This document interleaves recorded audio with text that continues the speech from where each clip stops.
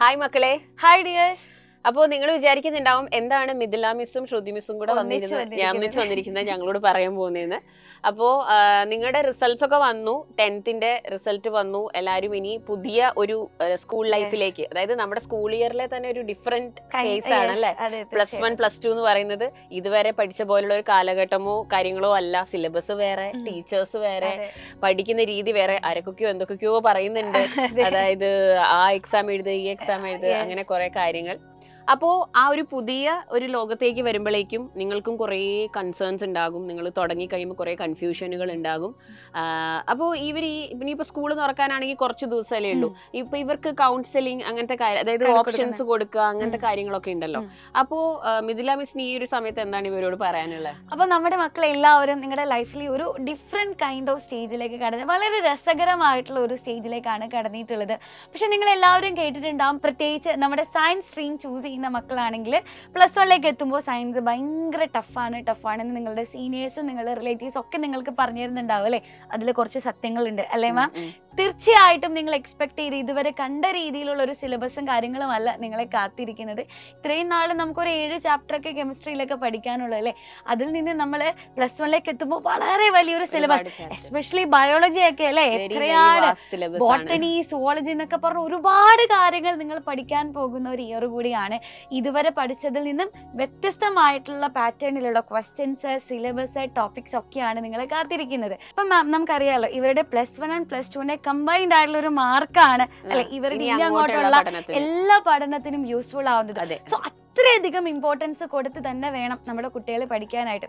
ഇനി നമ്മളിപ്പോ സയൻസ് എടുത്തവരിൽ ഒരു 80% ആൾക്കാരും +2 ശേഷം ആ 1 ഇയർ ഒക്കെ റിപ്പീറ്റ് ചെയ്തിട്ട് നീറ്റ് ജെയ്ക്കൊക്കെ പോകണം എന്ന് ആഗ്രഹിക്കുന്ന നമ്മുടെ മക്കളായിരിക്കും അല്ലെ. എന്റെ ഒരു ഡൗട്ട്, അതേപോലെ നമുക്ക് കുട്ടികൾക്ക് എല്ലാവർക്കും ഉണ്ടാവുന്ന ഒരു ഡൗട്ടാണ്, +1 +2 ശേഷം 1 ഇയർ റിപ്പീറ്റ് ചെയ്ത് നീറ്റ് പ്രിപ്പയർ ചെയ്യണോ, അതോ +1 അല്ലെങ്കിൽ +2 പഠിക്കുന്നതിനോടൊപ്പം തന്നെ ഈ നീറ്റിന് വേണ്ടിയിട്ട് പ്രിപ്പയർ ചെയ്യണം? അങ്ങനെയാണെങ്കിൽ ഈ ടൈം മാനേജ്മെന്റ് ഒക്കെ എങ്ങനെയായിരിക്കും? അപ്പൊ ഇത് പറഞ്ഞു തരാൻ ഏറ്റവും അനുയോജ്യമായിട്ടുള്ള ആളെന്ന് പറയുന്നത് നമ്മുടെ ശ്രുതി മാം ആണ് അല്ലെ. അപ്പൊ നിങ്ങൾക്ക് എല്ലാ കാര്യങ്ങളും അതിനെ പറ്റിയിട്ട് ശ്രുതി മാം പറഞ്ഞു തരും. ഓക്കെ. അപ്പോ മിഥില മിസ് പറഞ്ഞതുപോലെ നമ്മൾ +1 +2 പഠിക്കണോ, റിപ്പീറ്റ് ചെയ്യണോ, അതിലേക്ക് നമുക്ക് വരാം. അതിന് മുമ്പ് എനിക്ക് പറയാനുള്ളത്, നിങ്ങളുടെ മുമ്പിൽ ഇപ്പൊ കുറേ ഓപ്ഷൻസ് ഉണ്ടാകും. +2 കഴിഞ്ഞ് നിങ്ങൾ ഒരുപാട് പേര് നിങ്ങളോട് പറയും ആ കോഴ്സ് ചെയ്യ്, ഈ കോഴ്സ് ചെയ്യ്, ഇപ്പൊ ഈ മെഡിക്കൽ എഞ്ചിനീയറിംഗ് മാത്രം നോക്കണ്ട, ഈ 2 ജോബ് മാത്രമാണോ ഉള്ളത്, ഒരുപാട് ഓപ്ഷൻസ് ഉണ്ട്, ഒരുപാട് കോഴ്സുകളും സാധ്യതകളും ഉണ്ട്. പക്ഷേ നമ്മളിപ്പോ വിചാരിക്കും ശരിയാ, ഞാൻ കുറച്ച് വെറൈറ്റി ആയിട്ട് ചിന്തിക്കാം, അതുകൊണ്ട് വേറൊരു കോഴ്സ് എടുക്കാന്ന് വിചാരിക്കും. നമ്മൾ ഏതെങ്കിലും ഒരു ഡിഗ്രി കോഴ്സ് എടുത്താലും ഒരു 3 വർഷത്തെ ഡിഗ്രി കോഴ്സ് കൊണ്ട് നമുക്ക് കിട്ടുന്ന ജോലി, അത് നമുക്ക് കിട്ടുന്ന ശമ്പളം, അപ്പം ഷോർട്ട് ടൈം കൊണ്ട് നമുക്ക് കിട്ടുന്ന എന്തിനും അത്ര സ്റ്റെബിലിറ്റി ഉണ്ടാവുള്ളൂ. അപ്പോൾ മറിച്ച് നമ്മൾ ഇനിയിപ്പോൾ നിങ്ങൾ വിചാരിക്കുകയാണ് ഇന്നത്തെ കാലത്ത് ഒരു BSc കോഴ്സ് കൊണ്ട് നിങ്ങൾക്ക് കിട്ടുന്ന ഒരു ശമ്പളം അത് എത്രയാവുമെന്ന് മനസ്സിലാക്കാൻ പറ്റും. പക്ഷേ ഒരു മാസ്റ്റേഴ്സും കൂടി ചെയ്തു. ഇന്നത്തെ കാലത്ത് മിനിമം മാസ്റ്റേഴ്സ് എന്നൊക്കെ പറയുന്നത് ബേസിക് ആണ്. കാരണം ഇനി ടീച്ചിങ്ങിലേക്ക് പോകുന്നവരാണെങ്കിൽ MPhil, PhD അങ്ങനെ പോവാ, അല്ലെങ്കിൽ റിസർച്ചിലേക്കൊക്കെ പോകുന്നവരാണെങ്കിൽ PhD നിർബന്ധമാണ്. ഇപ്പൊ സയൻസ് എടുത്ത കുട്ടികൾക്കുള്ള ഒരു ഓപ്ഷൻസ് ആണ് ഞാൻ പറയുന്നത്. ഇനി വിദേശത്ത് പോയിട്ട് നിങ്ങൾ ബാക്കി പഠിക്കാൻ പോവാണെങ്കിലോ അവിടുത്തെ ബ്രിഡ്ജ് കോഴ്സ് നിങ്ങൾ ചെയ്യണം, അവിടുത്തെ സർട്ടിഫിക്കേഷൻസ്. ബേസിക്കലി നിങ്ങൾ ഏതൊരു കോഴ്സ് സെലക്ട് ചെയ്താലും പ്രൊഫഷണൽ കോഴ്സ് മിനിമം 5 years നിങ്ങൾ അതിന് എന്താണെങ്കിലും ഇൻവെസ്റ്റ് ചെയ്യണം ടിൽ മാസ്റ്റേഴ്സ്. അത് കഴിഞ്ഞ് PhD എന്നൊക്കെ പറയുന്നത് അത് 6 or 7 years, ഒരു 10 to 12 years പോയി. നമ്മൾ എന്താ പറയുക, നിങ്ങളപ്പം എളുപ്പ വഴികൾക്ക് വേണ്ടിയിട്ട് പോകും. നിങ്ങളുടെ ചുറ്റുമുള്ളവർ കുറെ പറയും ആ ഡിപ്ലോമ ചെയ്യുക, ഈ കോഴ്സ് ചെയ്യുക, പെട്ടെന്ന് ജോലി കിട്ടും, പെട്ടെന്ന് ജോലി കിട്ടും. പെട്ടെന്ന് കിട്ടുന്ന ജോലിക്ക് അത്രയുള്ള ശമ്പളം ഉണ്ടാവുള്ളൂ, അതേപോലെ അത്ര സ്റ്റെബിലിറ്റി ഉണ്ടാവുള്ളൂ. അപ്പൊ പിന്നെയും നിങ്ങൾ തിരിച്ചിതിലേക്ക് വരും.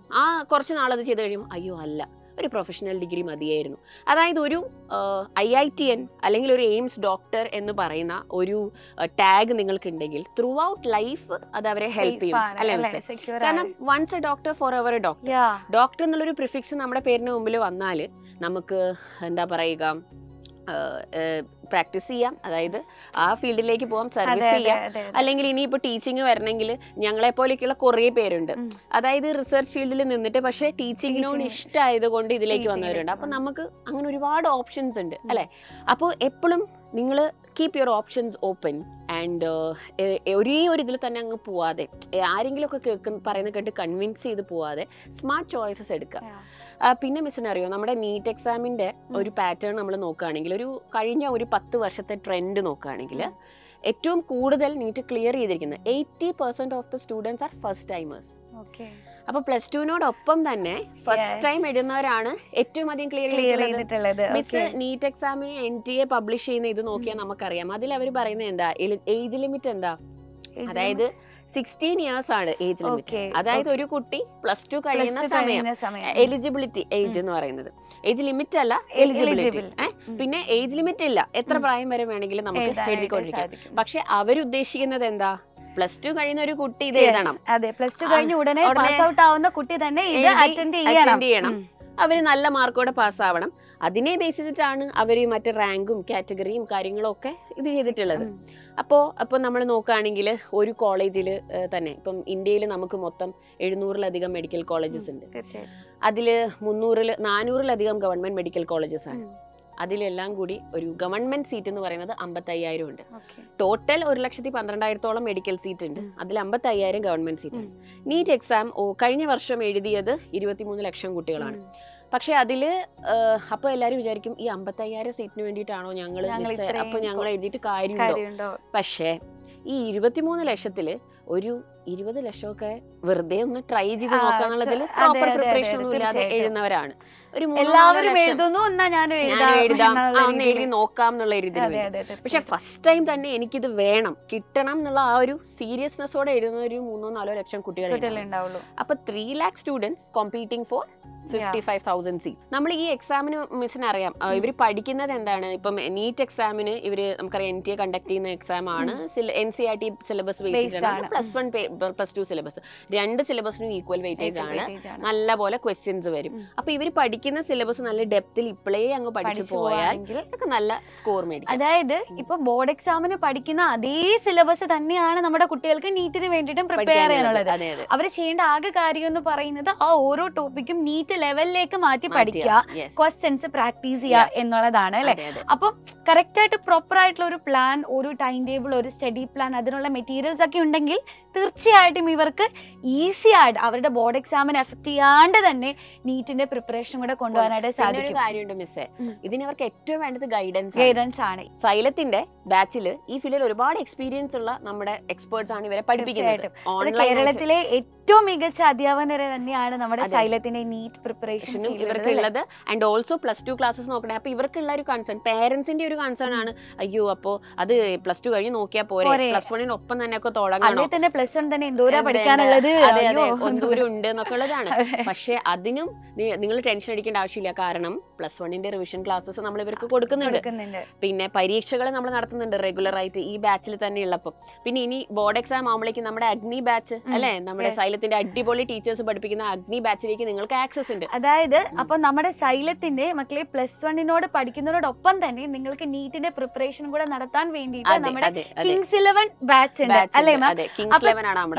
കിങ്സ് 11 നിങ്ങൾ ജോയിൻ ചെയ്ത് കഴിഞ്ഞാൽ നിങ്ങൾക്ക് അഗ്നിയിലേക്കുള്ള ആക്സസും കിട്ടും. അഗ്നി എന്താണെന്ന് ഓൾറെഡി എല്ലാവർക്കും അറിയുന്നുണ്ടാവും. അപ്പം ഇവർക്കൊരു സംശയം ഉണ്ടാവും, അതായത് ഞങ്ങൾ അഗ്നി കാണണോ അതോ കിങ്സ് 11 കാണണോ എന്നുള്ളത്. പക്ഷെ അഗ്നി ക്ലാസ് ഇവർ എപ്പോഴാണ് നോക്കേണ്ടത്?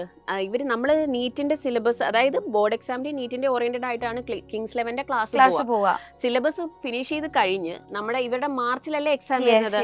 അപ്പൊ ഫെബ്രുവരി മാസം മൊത്തം അഗ്നി റെഫർ ചെയ്യുക. ആ ഒരു മോഡൽ എക്സാം ടൈമിന് നമുക്ക് ഒരു 1 month പ്രയർ ആയിട്ട് തന്നെ നിങ്ങൾ ഫുള്ള് അഗ്നി ബാച്ച് റെഫർ ചെയ്ത് പോവാം. അപ്പൊ നിങ്ങൾ ഒരിക്കലും വിചാരിക്കരുത് കേട്ടോ കിങ്സ് 11ലേക്ക് വന്നു കഴിഞ്ഞാൽ നീറ്റ് പ്രിപ്പറേഷൻ മാത്രമാണ്, അങ്ങനെയല്ല നിങ്ങൾ വിചാരിക്കേണ്ടത്.